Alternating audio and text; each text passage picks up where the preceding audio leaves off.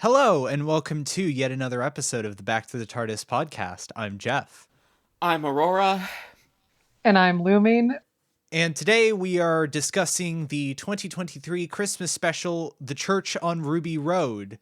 This is the debut episode. Well, okay, so I guess 15 debuted in the last episode, but it's 15's first full episode and also the debut episode of 15's new companion, Ruby Sunday. Before we get into that, though, I would like to make an official correction.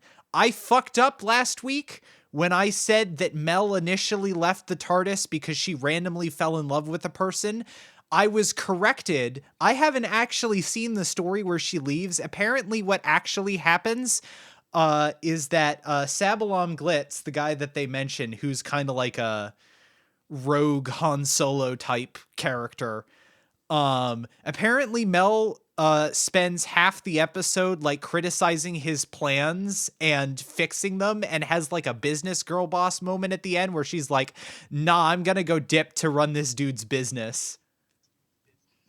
Look at what they took from us. I don't know if that's better or worse than just randomly falling in love with this person. I like how New Who departures are like, oh my god, this tragic ending where somebody has like a fate worse than death.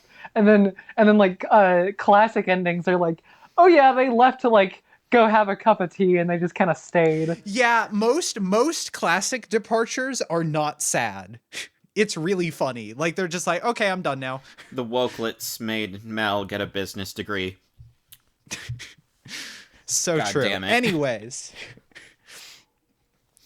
Anyways, so yes, this is this year's Christmas special, and I think that probably does affect the tone of the episode somewhat, but even still, I'm really struck by how, despite it being the same writer and the same, like, creative team and all of that, I was really impressed by how different this new era feels from the outset. And maybe I'll be wrong and they'll go back to the same old shit after this and it was just because it was a Christmas special. But there is really something about the whole vibe of this whole story that feels very different from the last few episodes, which were great, but were very much the kind of 2008 Doctor Who comeback reunion tour. Yeah, I think you can definitely find similarities in the episode, both as like an kind of an RTD type Christmas special. Some of the characterization, some of the mystery boxing, which I'm sure we'll get to later, but it did feel fresh, for sure. Honestly, I kind of disagree in terms of it being a very RTD feeling Christmas special. I actually feel like it feels more like a Moffat Christmas special because I feel like That's what I was thinking too. I feel like RTD Christmas specials tend to go for way bigger and more bombastic and like aren't as willing to spend like literally 30 minutes just hanging out with characters before like any serious Goblin shit happens. That's fair. Yeah, it feels very different. It feels a lot more like Moffat specials in that it's like the Doctor shows up in a place and it's basically just like the Doctor hanging out with someone. Yeah. And then there's kind of a monster there too, but it's not like that important. It reminds me of the Forest one, whatever that one's called. the one that I dog on, but unlike yeah, but this is like better. Unlike that one, I actually like this episode. I like this episode a lot. Yeah. This is like that kind of whimsical vibes, but like better. Mm-hmm. I suppose I mean just in the sense that I felt like, with some exceptions, RTD Christmas specials just kind of happened to take place at Christmas time. Yeah. Whereas Moffat's always felt like very like, you know, centrally like thematically intertwined with some aspect of Christmas. But I can definitely see, I can definitely see both points there. Even past the Christmas stuff, I think we do see some RTD isms, but I'm still hopeful for 2 RDT. There's still some freshness here. 2 Russell, 2 Davies. Exactly. Yeah, I mean, yes, there definitely is some RTD isms in there, definitely, and it's definitely got his thumbprint on it. But it does feel a little bit different. I will actually also say I think it's a bit more subtle, but I think it does eventually, like, in some respects kind of tie into a Christmassy spirit with the whole, like, when it's revealed that where there's kind of like the third act of the episode is the Doctor seeing how much worse off in general Ruby's family is because Ruby wasn't there. Yeah. Which is kind of like an It's a Wonderful Life thing, but with the Doctor as the observer. But yeah, we open up and we're just immediately getting into the arc mystery of like, oh, who's Ruby's mom? Oh, ooh. This is the first time too where we really can say like we have no idea where that's going, because this is the most recent episode. This shit's brand new. Who fucking knows? I'm personally like pretty much as soon as it happened, I was like, it's gonna be herself, isn't it? Yeah. So I think the thing. person who drops her off is herself. Yes, I think I had this noted down later, but I also think that the reason why Davina McCall couldn't find her parents is because they haven't been born yet. Yeah, I was thinking about that. That's my assumption, because she's pretty clearly human. And they were able to do like human DNA tests on her. So either she's like a complete test tube baby, or she's from the future. Yeah. I don't like this mystery box. I will fully be upfront in saying that. The future could change my mind, but right now I'm just like, why can't she just be like an orphan that the Doctor takes to because X, Y, and Z? We'll see what they do with it, because as I've said, if you do something stupid and then do something good with that something stupid, I'll go with it. We'll get to it at the end of the episode, but I have a very good idea for potential character drama that this could potentially introduce that I think could actually be pretty compelling. That wouldn't necessarily be the same if she was just a normal orphan, but yeah, for sure. I will also say I like that this. I thought that initially at the beginning of the episode that RTD was going to be playing the long game with this, and that the bit where 15 came back to see Ruby being left at the church is like chronologically from his future in the episode. And I was right, but I thought they were going to hold on to that for way longer, whereas like, no, it's actually resolved within the same episode of like that's why he's crying, because he's just come from talking to Carla in the bad timeline. So I like that they paid that off within this episode, and that it's not like not like a really running thing. Mm-hmm. We cut to credits and start with this intro here, which there's a couple things about the beginning of this episode that I think are interesting and great. One is, as I mentioned, the fact that it really takes its time just playing around with the characters before the goblins show up. And yes, to some extent, I think that is to the detriment of the Goblin plot. However, I feel like every single time we get a new companion episode, we say the same thing of like, oh, the monster plot is kind of paper thin, but that's fine because it's not the point of the episode. The point of the episode is to set these new personalities up, and they are an excuse. I actually kind of fuck with how they handle the goblins. I feel like there's not much there to the goblins, and they're almost better as like a snapshot, like the Doctor going like, oh yeah, their science works on coincidence, and they use ropes as engineering, and it's like, okay, yes, that's all we need. Like we don't need to like delve into the implications of that. It's like more interesting if you just leave that it at bit that. is also very Moffat. Like in general, I have a note here of like this episode feels like a fusion of like all of the different styles of the show. Like, like you have some of RTD's isms, but you have like Moffat's more whimsical fairy tale tone, and then the person who directed this episode directed some Chibnall episodes, and there's also just some little things that feel kind of Chibnall-y about the episode, but at the same time, while it's a kind of all these things put together, it still feels like a bold new step. So what you're saying is it's the dialectical synthesis of all heretofore history of New Who. Yes, and I think that that's a good thing. Yeah. Yeah, you know, actually, that is putting it really good, because I was watching, I was like, this feels like a Chibnall episode, but also kind of feels like a Moffat episode. But it's like, it's kind of got some RTD stuff too, Yeah. obviously, and it just like it really confused me vibes wise. Yeah, but it's really good. But yes, we start off and we're just focused on Ruby for like these first 10 minutes.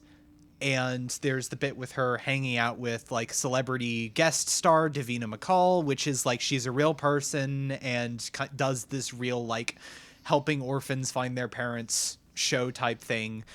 It's RTD celebrity stunt casting, you know, it's fine. Didn't she? She's not a bad actor. Yeah, didn't she, like, in the span of, like, when they filmed this to, like, when it came out, she kind of, like, outed herself as a TERF? From what I understand, it wasn't, like, anywhere near, like, full Glinner, more just, like, uninformed British public. Yeah. No. Like, more like centrism, like, why can't we all just get along, like, person who doesn't know any better than, like, actively harmful, like Rowling or Glinner. Okay, yeah, that's fair. Yeah, and again, this is a British show. True. You could probably throw a stone and then accidentally hit, like, a yikesy person with trans views, but you can do that practically anywhere. Yeah. Yeah. But also at the same time, like, yes, there's that, but also at the same time, like, the singer in Ruby's band is a trans woman. Yeah, I love that. I love that her voice as, like, a singer is, like, good and femme, but, like, I don't know. It's not overly passing. Yeah. I was trying to find a word to say, like, clocky but affectionate. Trying to say clocky, but in a tactful way. But like I say I have a clocky voice and I like it. But yeah, she's good. That's British actress Mary Malone. She has her own GoFundMe for UK transition stuff because the NHS is a nightmare. Very fucky. Yeah, I do like it's such a minor thing because, like, obviously, you know, maybe the character's trans, maybe she isn't, but it's just like a character who's the lead singer in a band and she likes hanging out with her friends. It's a nice juxtaposition to, like, here's Rose Noble, like this trans magical, like, person who, like, saved London and stuff, and here it's like, here's the normalcy of just a trans person existing and having fun with her friends. That's nice. That's the anniversary special, like over the top sauce getting applied. Yeah, the stuff, the overindulgence. Yeah. Yeah, it's when you get, like, the super mushroom in Super Mario. Yeah. It's the demon that possessed Gary Russell when he sat down to write Zagreus and ended up with an almost 4-hour-long lore wank. True. Aw, man, I can't wait to the day when we eventually get to Zagreus, because that thing is fucked up. Anyways, I'd like to take a moment here, as someone with a college degree in audio engineering, to just be a little bit salty about the fact that the Goblin's prank on Ruby, you know, it's kind of this montage of Ruby's life and then the Goblin sneaking around and, like, making, like, accidents happen and shit to show that they've clearly been menacing her. But their prank on Ruby here is, like, pulling the cable for either the PA. I don't think it's the PA, because it sounds like the Trudy's mic is still working. But either the PA or Ruby's piano out, and then it makes a feedback sound, and that's not how that works. It would just cut out. It would not feed back. There is no way that pulling the plug out would make them feed back unless the plug was connected to, like, some kind of device that needed power to reduce the gain level of a signal, which you shouldn't need power to do in the first place. Anyways, the other thing, too, is that we have explicit dating, like, placing it in contemporary to when the episode aired, of, like, December 2023. That being said, I love how this basically makes the Unit Dating Crisis 2.0, where, like, they fudged the timeline because Rose shouldn't be as old as she is, and that episode still be set in 2023. Because End of Time was in 2010. And it hasn't even been 15 years, and Ruby's supposed to, not Ruby, Rose is supposed to be like 15. So they fudged the timeline on that one. Very funny that we got Unit Dating Crisis 2.0. And we cut to the trailer shot here of the club scene of Ruby and 15 first meeting in this club, locking eyes as he's kind of dancing around and absolutely living his best life in a tank top and a kilt on the dance floor. I have in my notes of it's a new day for the Doctor. Like, it feels like they still haven't, like, they haven't sacrificed the alienness. Like, I think one of the things that can sometimes be a valid criticism against, like, 10 is that he does feel like the most human core Doctor. Like, he feels like it doesn't have quite as much of the alien. 10 is the Doctor's human Sona. Yes. True. But like 15 manages to have like a similar level of like affableness and like personability to him while still definitely feeling like a larger than life alien. It's really funny because, you know, I watched these episodes and then, like, literally 2 days ago, I finished watching Sex Ed. Uh-huh. And, you know, that's obviously where I know Shetigatwa from. And when he was casted, I was like, oh, he's going to be great for that because I've seen him on that show. And it was just really funny to get to the end of the show and just, like, think of it as a Doctor Who prequel. Like, he was just doing, like, an end of time, like, hidden thing where he had like erased his own memories, and I was like, damn, they didn't show him getting his TARDIS, you know, plot hole, you know, for a Doctor Who prequel. This sure doesn't tie in properly because he literally plays like the same character. Like, he's a little, you know, we haven't seen much of it yet, but he's like a little more ethereal in this, but like not really. Really. Yeah. Yeah. He comes off personable, and there's the charisma and kind of, you know, the ease. 11 wouldn't be on this dance floor in this club, obviously. Yes, no. No, the only other Doctors that I could imagine like getting down like this would be like maybe 3. But then it would be more in like a go granddad sense, whereas like here like he looks to be of the same age as everybody else in the club, you know? Yeah, so he has that, but then, like, there are other moments where, like, he'll sense things, or he'll be somewhere where he's not supposed to be, like, in the club scene, where he's just right beside Ruby instantaneously. There's still Doctoryisms about him, kind of like, I'd almost say, like, a soft version of 12, where he just, like, has a heightened sense of things around him. So, yeah, it's a good introduction. Yeah, and you see him dancing around down there, and it really feels like the weight has been lifted from the Doctor's shoulders, and they can be a new person and just, you know, enjoy themselves and enjoy like their fascination with humanity by being a much more active part of it instead of like just being like a watcher or someone who drops in and drops out. I'll also say it's very funny how this episode alone has like 4 different banger outfits for the Doctor. Because you have the one that was in that one shot where Ruby's band is playing. You have the one that he wears for most of the episode. You have the kilt and tank top and then later leather jacket outfit. And then at the end of the episode, when Ruby hops on the TARDIS, he's wearing a different sweater. I genuinely wonder, like, how much of this demand for costuming is coming just from Gatwa. Like, I like to imagine he's, like, on the set, and he's like, no, I just wore that outfit. We need another one. Yeah. I mean, we know he's wearing at least one different outfit every episode. Fuck yes. I'd like to believe that is coming from him. Like, he's the one driving the demand. Have you seen the quote that I've shared multiple times where there was an interview that he did with Rolling Stone, and he said he felt a great connection to the Third Doctor because he's like, we two were the only Doctors who dressed like sluts.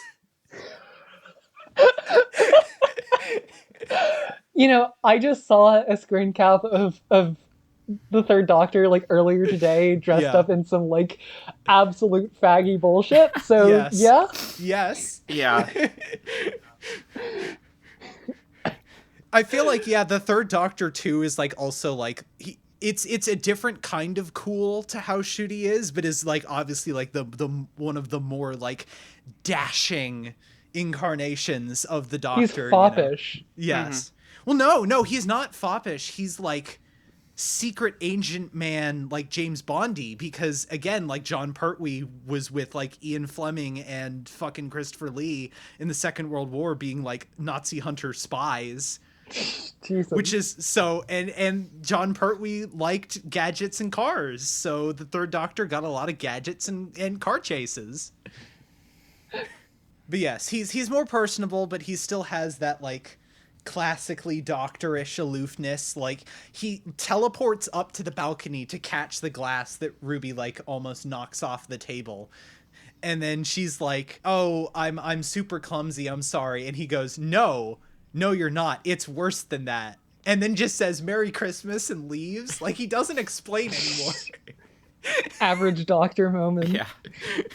And then we cut to this exterior scene. And fun fact about this scene was shot a year later and added to the episode because Disney Plus did test screenings and suggested that it might be better if the Doctor got a little bit more screen time early on. And I have to say, for a Disney suggestion, this was actually not a bad suggestion. Huh. Yeah. Especially because Now that I think about it, you're right. Yeah, now that I think about it, it's like I can imagine the episode without that episode, and now I can see how it was sort of like inserted in. But at the same time, it like works. It felt seamless when I watched it. Yes, it's very characterizing. With like, you know, this snowman head falls on him, and he has this little dialogue with a policeman where he has a kind with of the Sherlock mother Holmes... too, the woman with the cart. Yeah, that was my favorite part. Yeah, he's like, "What the hell are you doing with a pram?" And she's like, "It's my presents," and just like grumbles and walks off. Yes. And then yeah, we get this little like Sherlock Holmesian bit. I was about to say the Sherlock moment. Yes. Yeah. Okay, now that I know that's a Disney intervention, that's like really funny because they were probably like, why don't you make him like Sherlock? Like Americans. No, I don't think that's it. I don't think they had much more to say about the scene other than like maybe add a scene where the Doctor gets more screen time early on. Okay. Yeah, it's not Marvel levels of studio interference. Yeah. That shit's bananas. But it shows that sometimes studio suggestions, for all the bane of existence they are on creatives, can sometimes lead to something that has a bit of gold if the creatives are able to work with it the right way, which I think it is pulled off here. Yeah. I think this bit too, especially where it's the Sherlock deduction used for like a happy news, does feel kind of like Chibnall-y too. Or maybe I say it's Chibnall because it, like, again, I said this before of how I felt like 13 should have been like the more open, happy-go-lucky, like idealistic Doctor, and they kind of didn't go that direction. And I feel like a lot of how 15 is portrayed in this episode is like how I would have wanted 13 to be. Yeah. It's a good moment. I like when the Doctor stops and just kind of does something nice, not necessarily like extraordinary, but just like kind of leaves an impression and then fucks off. Yes, exactly. But it's very short, tasteful, gives an idea of him, and we're moving on. Yeah.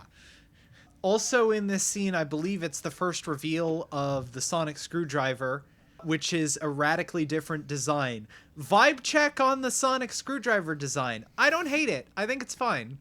It's a little odd. I don't know. I might adjust to it. It's like, it's a thing where I'm like, this is new. That's stupid. But I feel like in like 2 months, I might be over it. It doesn't really bother me that much. Plus the increased surface area means like there's a video where he gets to show like some of the, like a closer look at it. And apparently like at his request, they put this, Rwandan proverb translated into Gallifreyan, like inscribed on it, which is really cool. That's pretty sick. Yeah, it's a proverb that reads like the sharpness of the tongue defeats the sharpness of the warrior, which is like, yeah, that's the Doctor. There you go. Mm-hmm. You get it. You understood the assignment. Yeah. Sorry, I had the thought, what if the Doctor was Rwandan? And now I'm just like, that's just like an inherently funny thing to propose, but now it's just like, that's reality. Yes. Mm-hmm. And I mean... And that's pretty sick. Yeah. And I mean, he's said like he's taken some thought as to how he plays the Doctor from the fact that like the reason why he's Scottish is because his parents fled the genocide with him when he was like 2, I think. So yeah, I mean, that's really cool. Like, I would love to, like, if I would expect he's doing this already, but just like if he's incorporating more ideas from like his Rwandan background into that and like informing the Doctor in a way that is not just like culturally British or British Isles. Yes. Yeah. Yeah, I think a quote he said that I really love is like, I'm kind of like the Doctor in that we fit in like both everywhere and nowhere. Yeah. Yeah, he has taken experience too from basically said like too like he's taken some element of his queerness into account too as well, which is great. Like he's basically said like the idea of the Doctor describes a lot of gay men that I know. And I think that's great. I mean, like I'm just so excited for his tenure. Like I've been excited since it was announced. I know I've said this a bunch of times already, but just like he just has so much with him that that's gonna inform his that's gonna inform his performance and already is.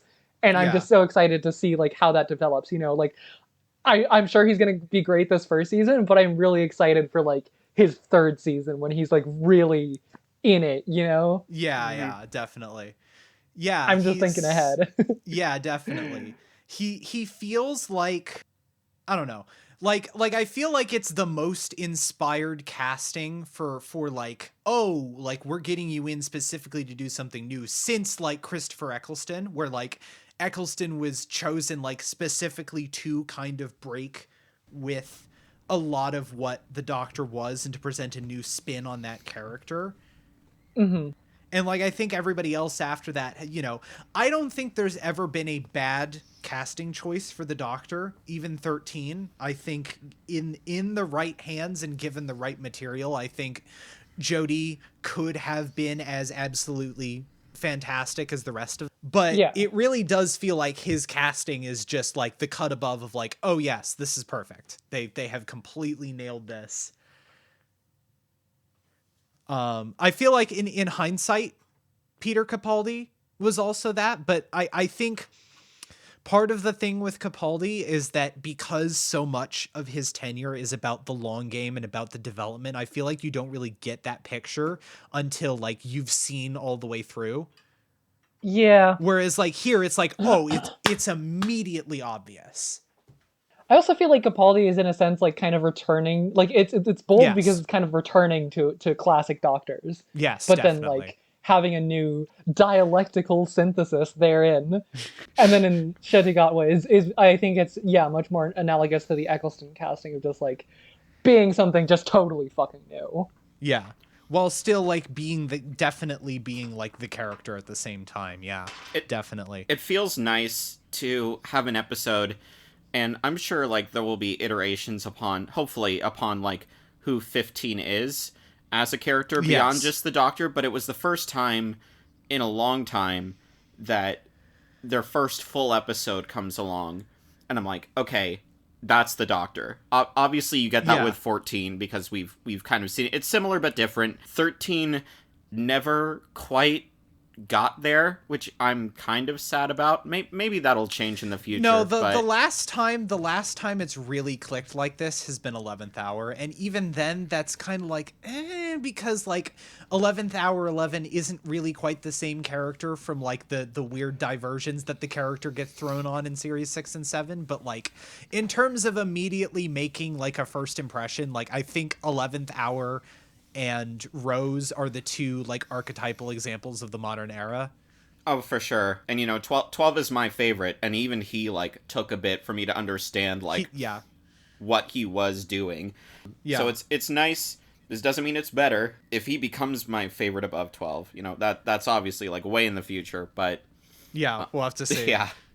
But yeah, and then we are introduced to Ruby's flat and Ruby's family, which it kind of this feels like the most RTDE part of the episode, because it's one of, I think, RTD's biggest strengths, and one of the reasons why I really valued him as a showrunner, which is, even though these characters are only around for like 45 minutes, and some of them like Cherry don't have incredible amounts of screen time, he's just so good at immediately creating characters and making them feel realistic, and imbuing their world with a real sense of place.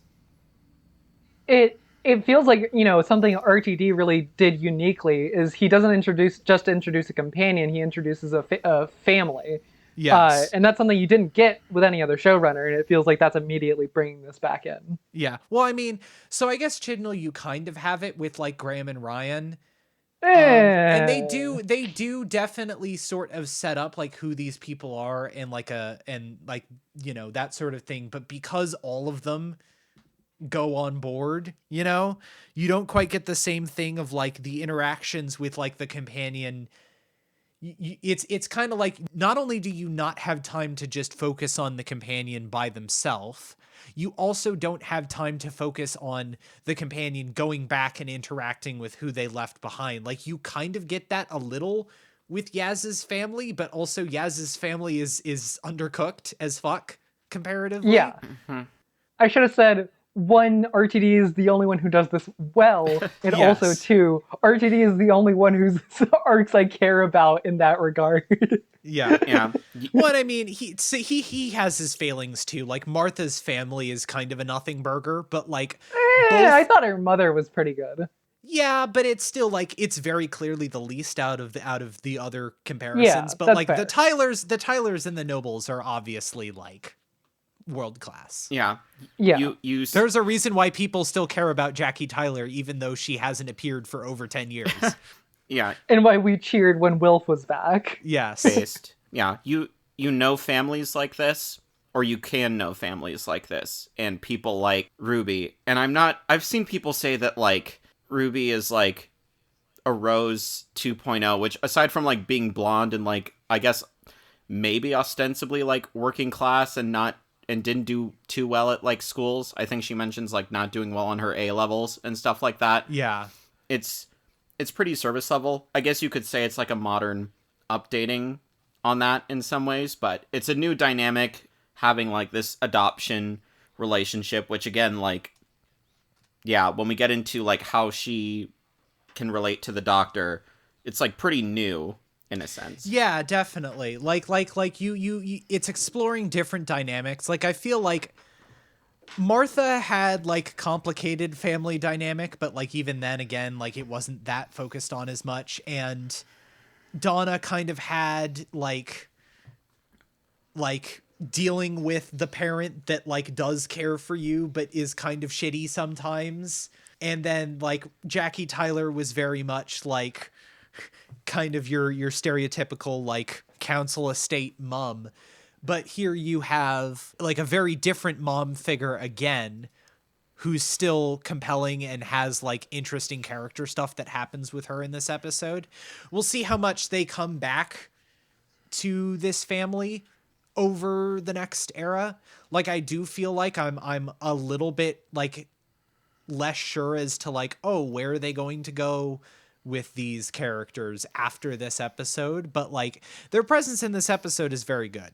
Yeah, this is a point I know why like TV seasons are by and large getting shorter, especially like with, things like becoming more effects heavy, Doctor Who being given a higher budget. And I'm not necessarily like disappointed or like worried, but it is one of those things where it's like, I can see the family not getting much maybe shine outside of this episode and Yeah. maybe the finale if we're working with, I think it's 8 episodes as opposed to like 8 episodes. the 13. 8 episodes in a Christmas special, yeah. Yeah. Especially because we also know in like filming for season 2 that it seems like a person who is going to be like Ruby's boyfriend will be introduced to the cast, and I don't know if it will be like a Rory thing where he's like an additional companion, or if it'll be like more a Mickey thing where it's an on again off again, or a Danny where he dies. Did you guys see that thing I posted about how one of the Doctor Who novels claimed that the person who hit Danny Pink with the car was Missy? I saw that. I kind of prefer, like, this is getting like way off on a short tangent, but like I kind of prefer if she saw this person get hit, like this was gonna happen no matter what, and realize like, oh, if I pair this like neurotic like person with the Doctor, it's gonna fuck his shit up. And like I prefer it happening the natural way, but it's funny for sure. Next level hating. What if she knew he was going to get hit anyways and then chose to be the one who did it? Next level hating. Yeah. God. So the goblins. Yes. Well, before we even get to the goblins, I'd like to say also the hidden MVP of the episode is very obviously Cherry, Ruby's adoptive grandmother. Oh, She's yes, great. absolutely. I respect her so much for being like, nah, this is the only apartment in this block that has fixed rent. I'm never fucking leaving. And also for never giving up asking for tea. Yeah. Which, like, the rent thing is really funny because I missed that it was rent controlled the first time through when I was watching the episode, but I was looking at this and I'm like, how the fuck did they afford this? Because it's a really nice apartment. She's entirely right for that. Like, yeah. But yeah. And then, Davina McCall calls back Ruby and says that there's no trace of your parents at all. As I said, my theory is that they're like not born yet. And we get the next sign that we are so back. Attempted murder with a Christmas tree once again. That's how you know we are back.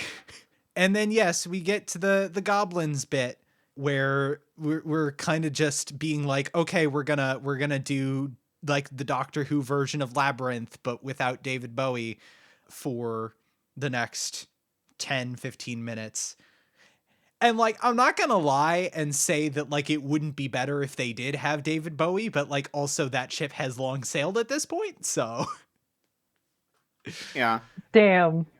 Yeah. I like the design. I've heard some people say like, oh, it's just like, why don't they call them gremlins? And it's just like, first of all, I haven't seen that movie, so maybe I have they're not furry advantage there. Yeah, so I'm just like, yeah, they can be goblins. It's fine. It's not even, I'm not an expert, but it's not, in comparison to very anti-Semitic portrayals of goblins, this does not seem to be that, like, at least visually, at all. Everything about the design seems like it was made by someone who knew what they would get shit for and very purposefully did the opposite of that. Yeah, there's even the line in the song where it's like, yeah, we gobble up orphans with jet black hair. And I was like, I see what you did there. Goblin D's nuts. Based. Got him. I like how when the Doctor, like, he like starts talking about the goblins and he kind of implies he's been like trailing them or something. Yeah. Like this is just what he's been doing. He's just been like following the goblins around. And I really like that. Yeah. And yeah, I actually quite like the goblin design. Like I was kind of mixed on it because like there is some weird CG with it, but it's also like I didn't watch the behind the scenes. Is it like a mixture of puppetry and CG? Yes, what it's physical costumes with CG touch-ups on like some of the eyes and ear movement. Mm-hmm. Yeah, that makes sense. That's pretty much what I got the vibe of. And I think I was a little iffy on it, but I think it kind of works well, and it kind of seems like that synthesis is the look they're going for now in the show. Yeah. And I think it works pretty well. And I just love the goblin ship. Yeah. I love the goblin ship. Oh, yeah, no, the set of the goblin ship looks beautiful. I fucking love the stupid moment of like, it's a ship. Of course it has air vents when it's like yeah, when it's like not, a wooden when it's like plank. you can see the holes between the wood planks. Yeah. But yes, before we get there, we get that first proper scene with 15 and Ruby where he's just kind of like, well, what the fuck? Why did you just hop onto this thing? What is wrong with you? And we also get, again, I didn't mention this last time, but throughout it we get these the bits of like 15's theme, which is great and fits kind of the new direction of the character really well. Like it feels like super adventurous and like very much like it feels like a new dawn, a new day. I hope it does not become the new I Am the Doctor. I feel like the way it is like it will be able to be more subtly woven in than I Am the Doctor, which is like very loud and noticeable. Oh yeah, and it took a while for me to get like annoyed at that and like have it feel overused. As it is, it fits perfectly so far. Yeah. There's the Chekhov's gun here with the glove, which again, I like. I said this with the Sonic thing, the Sonic shield that 14 makes in the Star Beast. I like this thing of like the Doctor going, this situation happens to me a lot. What if I made a gadget to make it suck less? I really love the gloves. It's like, for some reason I just end up hanging off of things a lot, and I finally decided to do something about it. Yeah. So I saw. And now I'm trying to think of like other situations he ends up in a lot, and like what gadgets he can make for them. Yeah. I saw the most like, God bless the Doctor Who fandom on Tumblr, who were like, you know why he made these gloves? Because if he had these gloves and gave them to Rose, she wouldn't have fallen into Pete's world. And I'm just like, God damn it. It's been almost 20 years. Let it go. I admire the commitment. Let it go like Rose let go. Based.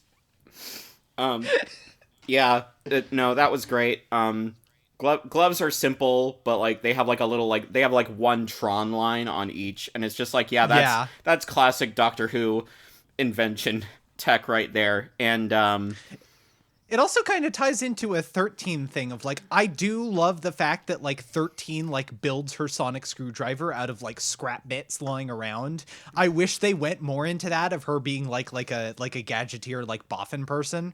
Yeah. She built it in a cave with a box of scraps. Yeah, anyways, scraps, yeah. Yeah. And then there's the Mavity moment. Yeah, it will never die. It will never die. Yeah, die mad. Second episode it's appeared in, I think. Yeah. It's never gonna die, and I get the shit-eating grin on my face grows the longer it refuses to die. Yeah, it's gotten around to being funny. We'll see how I continue to feel, but it is funny to me now. Yeah. I also would like to say, I think it's very, very funny that they set up this recurring bit of like people being like, what's the baby's name? Lulu Bell. Oh, that's a terrible name. And then the Doctor is the only one who goes, that's a fucking awesome name. I wish I was named Lulu Bell. 11 coded moment. Yes. It's so good. It's so good. I also like another, a bit of he's more personable, but he's still the Doctor, of when he gets like genuinely offended by Ruby suggesting that the goblins time travel.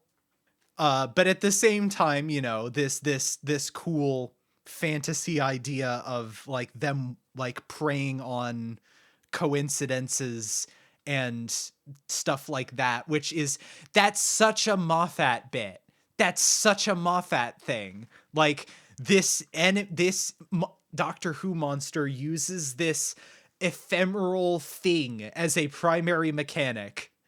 I like how we're already seeing consequences of, him explicitly calling out, and it's just like, this is a new science for me, like the language of luck. Again, calling back to, kind of 14 opening the universe up to more, I guess, like traditionally like supernatural or superstitious Yeah. goings on. So I like that subtle thread there for sure. You know, it just occurred to me, but this technically also connects back to the Shakespeare Code. Fuck! I'm sorry. How? That thought just came to me, and I was like, I have to ruin everyone else with this How? too. How does it tie Because back? like the science of other things, and for them it's words, the and fucking here it's coincidence. Carianites. Yeah. So just saying, but technically, that guy did it first. Yeah. Damn it. Oh god. And then, yes, they're crawling through the ventilation shaft, and we get to... Oh, wait, before we get there, the Doctor totally had gay sex with Harry Houdini. It's canon. Well, It's real. oh yeah, I was gonna say I thought like 13 was the one to bring that up, but no, that reference goes back to classic. Yeah. But yes, again, the funniness of the ventilation shaft in the fucking ship where there are literally holes between the wood planks. But yes, we move into the big gimmick bit of the episode, which is the Goblin song, which they tried. I feel like I like the idea of a musical song. I really do. I think them doing a musical is cool. And I still hold some level of like bated breath because I think RTD teased that they were going to do like an actual full-on musical episode. And I'm hopeful that works better out than this. Just like Star Trek. And Buffy. God. And The Flash. Because I think the lyrics here are somewhat lacking, and the composition doesn't work as a pop song, which is the angle that they're going for. But because they're going for more pop song, it doesn't go as show tuney as it should. I think it works a little bit better when 15 and Ruby are singing, but like for the actual main part of the song, it just doesn't land for me.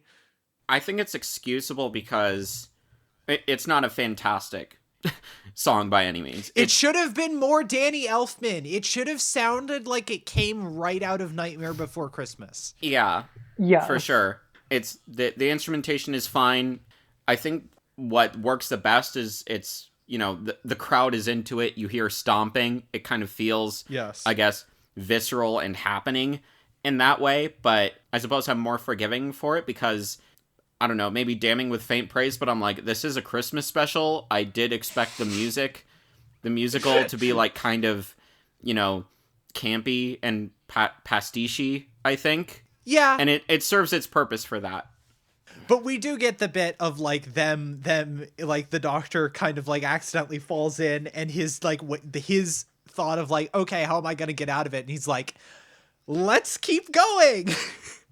And he just starts like spitballing something, which in the behind the scenes, Shooty's like, oh, I'm not a singer. And I'm like, buddy, you sing better than I do. You are on the Barbie soundtrack, young man. Like, he sounds really good. I also I think like, yeah, part of it is I think their voices, like, the lady who does the singing for the main body of the song isn't a bad singer, but again, it doesn't quite have the show tune, like, theater-ness of it that it needs, you know? It's more kind of like Disney Channel song, you know? But I think like Shooty and to a lesser extent Millie Gibson both have a bit more of that, I think, when they sing their bits. I also like that Ruby is like clearly like spitballing and like rhymes you with you and is like clearly like, what the fuck is going on, and like trying to come up with something. Yeah. All this time, I really want to like park this right here to say I'm so far loving Millie Gibson. Yes. I think the character is supposed to be 19, and the actress, for once, is also 19. Yeah. She's younger than me. I hate that. Yeah. I hate Oh my that god, so she much. is? That's crazy. She's born She in looks like- 2004. She looks like she's in her 20s. 2004 was 20 years ago. Yeah. Oh, Yeah. boy. She's going to be 20 in June. Yeah. But you know what I mean, like her mid-20s. Yeah. Yeah, so just, I don't know. Everything has been working, obviously, so far, I think. We can all, like, largely agree. Yes. Oh, yeah, no, absolutely. Like, I don't dig the Goblin song that much, but, like, it's not that much of a knock against the episode. It's still a really good episode. No, yeah, but, like, specifically, like, I think where it works the most for me is, and as it kind of does with any, like, good companion doctor, like, meeting episode, their chemistry together, is already so good. Yes, I it's can't so good. wait to see more of it. I will, there might be, like, pie on my face in a few years. Yeah. Whatever the fucking expression is. But I think there's potential here for this to be, like, the next 12 Clara, the next 10 Donna. I think there's potential for it to be that good. Yeah, I really like the dynamic of the, like, gay besties. like there's the bit later on where they're back in the apartment where, like, they're like bickering at each other while Carla's left the room, and then, like, they stop, like, the second she comes back in. It's great. It's great. But yes, I will say, like, I think the plotting is, like, a little clunky from here on out, but, like, it doesn't bother me too bad because the character stuff is so good. Yeah, they get back to the house and he's like, "Oh, it's a death trap. We have to unplug everything. Oh wait, what's this on the fridge?" Like, yeah, technically speaking, it does kind of, like, slow down in a clunky way when it arguably shouldn't be, but I think as with, like, it's not that it slows down, it's that because it devotes so much time to the character stuff, which is good. Yeah. The actual, like, plotting of the episode is a little clunky because it's like, okay, we went to the Goblin ship. We're out of the Goblin ship now. We're back home. Oh, the Goblins are still around. Couple scenes. Oh, the Goblins are gone now. Oh, wait, Ruby's gone. I have to go back and get Ruby, and then it's the end of the episode. Yeah, the climax and, like, at this point, the, like, I suppose main thrust of where the episode is going and where it's choosing to spend its time, it's definitely placed more on having more, I guess, thematic and, like, character resonance as it is to having, like, an airtight plot. Because it's an introduction to the new dynamic. It kind of doesn't need to be an airtight plot, strictly speaking. Yeah. But yeah, there's this, the great scene of looking at the photos on the fridge. And, I mentioned last week about the doctors, like RTD making tropes about the doctor's found family. And it comes back again here with the really great thread drawn between Carla's fosters and the relationships that she still has with some of them, but the fact that she still, keeps pictures of all of them and considers them her family, with the doctor's companions, which I think is really great. Yeah, there is the point I like that I think, well, skipping ahead right here, I do think that this part, at least, like, is important because it establishes just how much, like, why 15 and Ruby, outside of, like, being in this, like, happenstance event, would be drawn to each other and, like, want to travel with each other, just because of, like, the adoption angle being, like, abandoned. And then, yeah, I think 15 seeing how Ruby's adoptive mother, how Carla is to her, is very important for, like, what comes next when we get to the It's a Wonderful Life scene. Yeah, definitely. Yeah, and the little mention of 15 saying I'm adopted, and then the coincidence, and then that immediately tying into the coincidence bit where they're both kind of like, oh no, Oh no. oh yeah. Sorry, I just find it really funny that they start, like, stumbling onto coincidences that aren't really that coincidental. Yeah. But then the power of, like, the Goblin seems to work on, like, the perception of how unlikely things are, more Yeah. than like how unlikely they actually are. And that's Yeah. really funny to me because they're like, whoa, coincidence, bro. We both have hands. That's crazy. Yeah. It's like the fucking YouTube, 500 Easter eggs in Ant-Man Yeah. Quantumania. I also think it's like it's funny how like he, there's the haha, the cracks, all the cosmic crack is already back. That's how you know it's a Moffat core episode. Jesus Christ. And then like the fact that like like literally the second that happens, like Ruby's already gone and just nobody's noticed it yet.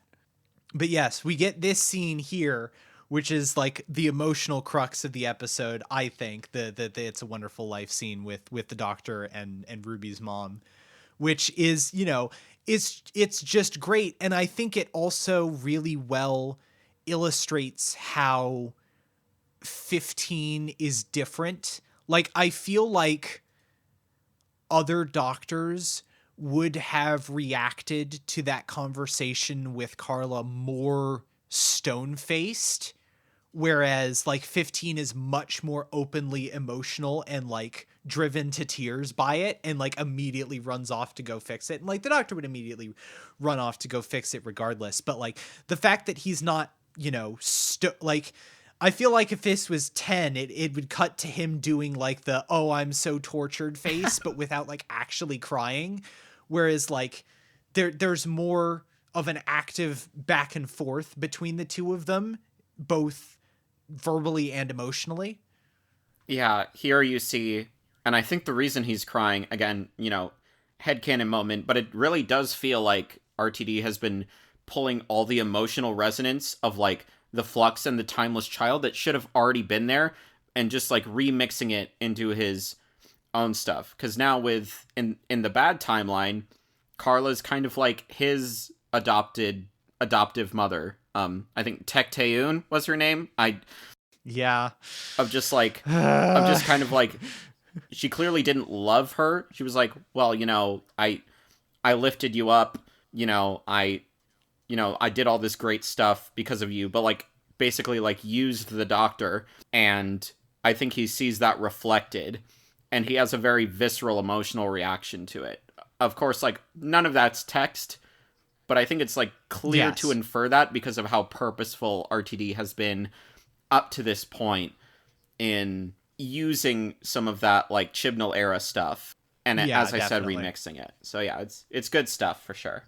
But yes, we run back to the past, and that's where we kind of loop back up to where the pre-credit sequence was.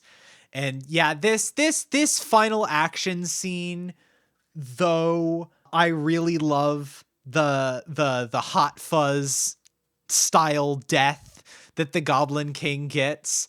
This action scene is definitely like kind of naff, where it's just like, okay. It does kind of feel like the episode has this really great scene, and then the episode goes, okay, we need to wrap it up now. And like, I feel like that's the case for a lot of like new companion stories, but I feel like it is just slightly more egregious here because of like how heavy emphasis on character there is. But yeah, Goblin King fucking dies. Here's the bit that I said where there might be character drama later of like, I wonder if there's going to be character drama gleaned from the fact that the doctor had the chance to go see who the person who left Ruby was, but chose not to. You literally see him look at the woman and consider it and then go, no, and go back in the TARDIS. And I feel like I wonder if that will be a piece of where some drama comes from later, because, Ruby is very hurt by the fact that she doesn't have any idea who her family is. And I also wonder if there's going to be a similar thing to Rose in Father's Day, where she wants to go back in time to see her dad, she wants to go back in time to see if she can figure out who her parents are. Do we know if she's like gonna be multiple seasons companion, or Yes. do we Yeah. know? Okay, No, she is we are. going to be. They're already filming season 2, and she's in it. Okay. Yeah. I'm just wondering if they're gonna do that as like a middle of her arc thing, or if they're gonna Yeah. wait like all the way to the end. Because obviously I with Clara, we got like her initial setup paid off in the middle of her arc, and then she still had like another season and a half. Yeah, I feel like it just depends, especially because we're down to 8 episode seasons now. I feel like they might hold off on that a little bit more just so it's not too hasty. But maybe I'm completely wrong. I don't know. We'll just have to see later this year. Yeah. No, I see your point on where there could be character drama. I think there could be a way to do that without mystery boxing it, but like, whether it's because like the doctor sees the woman and because he's the doctor, he like knows it's Ruby for some reason and he just doesn't want to say that, or maybe he has his own conflicted feelings of, I could find out, I could, open that thing and get all my memories back and I could pursue my origins, but he could be doing that out of a sense of like concern. Like maybe you don't want to know. There's definitely places it could go. I feel like after the flux, like my read of this is that after the flux, the doctor's opinion is the same as mine of we were just better off not knowing about any of this. Yeah. But yes, we run back. We jump back to the current timeline. I think it is interesting too that he dips for some time. Like, yes, he dips to go save Davina McCall, but also when he comes back, he's wearing a different sweater. So there is an implication that he did dip for some time and change his mind that same way that happened with Rose. Yeah. But I also like that Ruby like puts the pieces together because obviously she doesn't go in the TARDIS the entire episode until the end. So she puts the pieces together of who the doctor is herself. Yeah. With the him leaving thing, wasn't it the case that in the moment Eccleston leaves, isn't that where they fit like all of his solo stories or something? Yeah. Yeah. And I feel I'm just like, I wonder what got up to in that time. Yeah.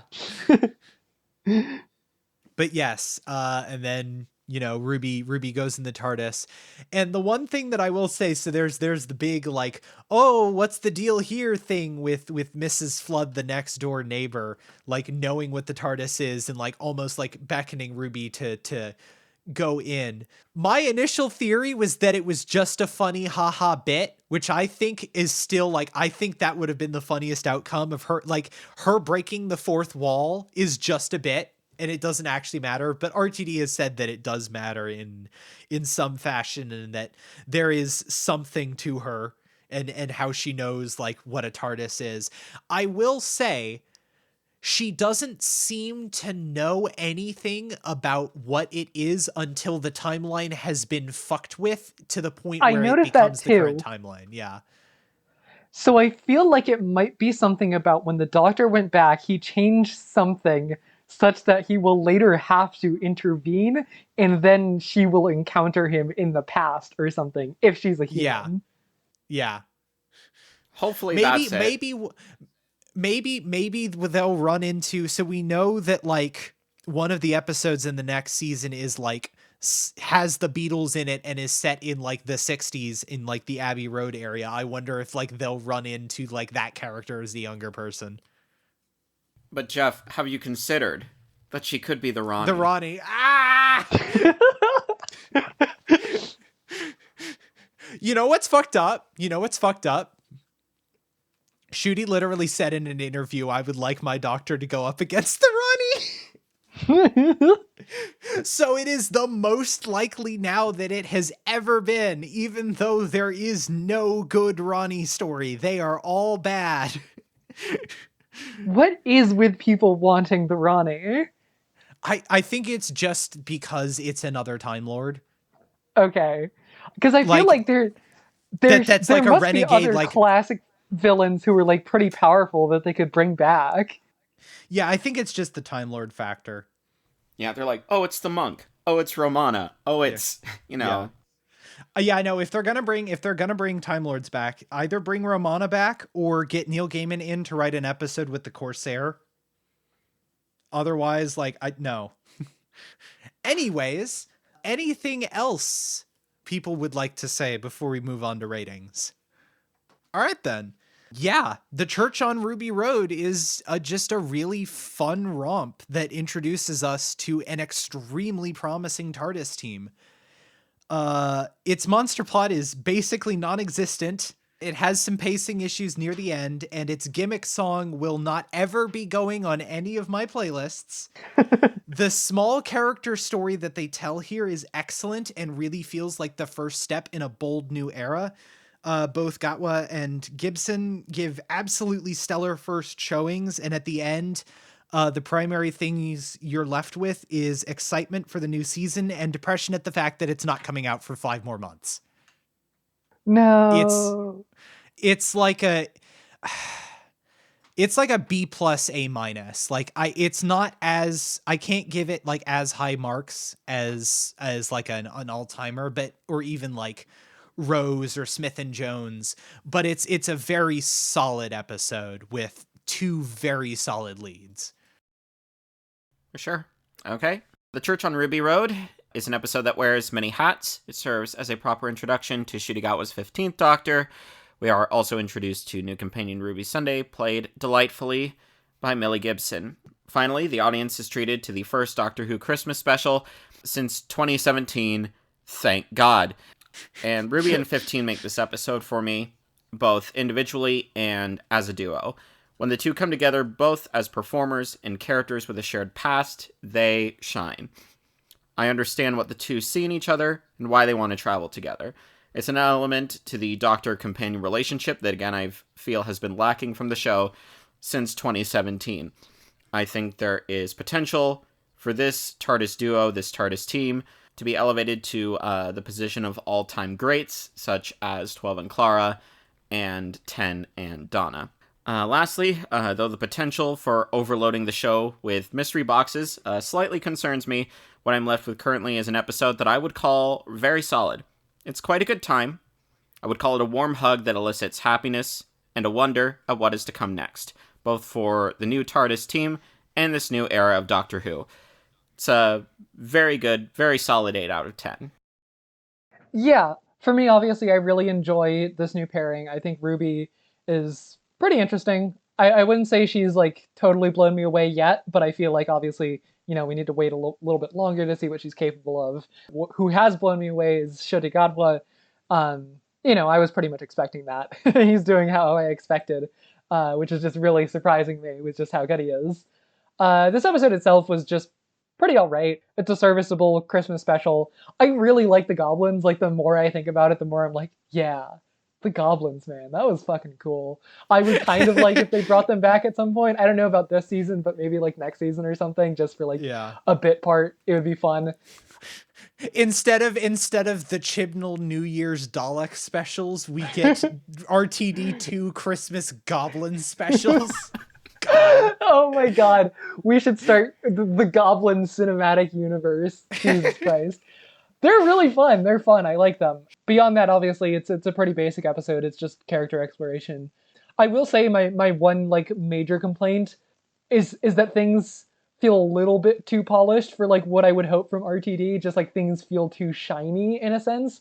And I sort of saw this complaint about like Ruby and how like, you know, she's wearing like perfect fashionable clothes, and sort of contrasting that to like how Rose was just sort of like dressed like a normal person and had too much mascara and like looked really working class, whereas Ruby looks a little too much like a model, which is like, it's fine, but it just feels like Doctor Who is kind of a little disconnected from where New Who started and like being connected with like working class stuff. But it's fine. I'm just like, I'm a little concerned about that, but otherwise I think it's a pretty good episode. I think it's good. I would say it's like a 7.75. Yeah.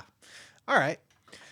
Well, with that is the most recent episode of the show to air. So until new episodes return, what we've decided to do is do a bit of a format shift. We're going to be releasing a new episode every other week. And what I have rigged up here, and will be screen sharing to my co-hosts in Discord, is I have made a wheel that we will Oh my God. that has all of the classic Doctors on it, except for 7, because we've already done a lot of 7. We'll do more 7 later, but not this first time. We have all of the classic Doctors, 8, and a special entry of the Chibnall Demon Pit. God. And so I will spin this wheel, and based on the results of this wheel, we shall see what episode we are covering next. All right, let's see what happens. God, please not Chibnall.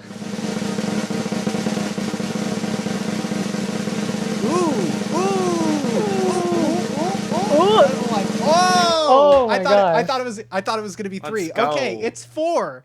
It's 4. All right. I was actually pretty excited for it to be 3. I've never seen a 3 story before. I've already seen the 3 story that I put on the list of like the first one that we were going to do, and it's pretty good. So I'm a little disappointed it's not 3, but instead we get to watch an episode I've never seen before, but people say is apparently a very good 4th Doctor and Romana story, City of Death, which I believe is written by Douglas Adams. This is the one. This and Genesis of the Dalek are the 2 4 stories I've seen. I saw this episode on VHS in my cousin's basement. Oh man, okay. I have not seen this one. So all Us right. neither.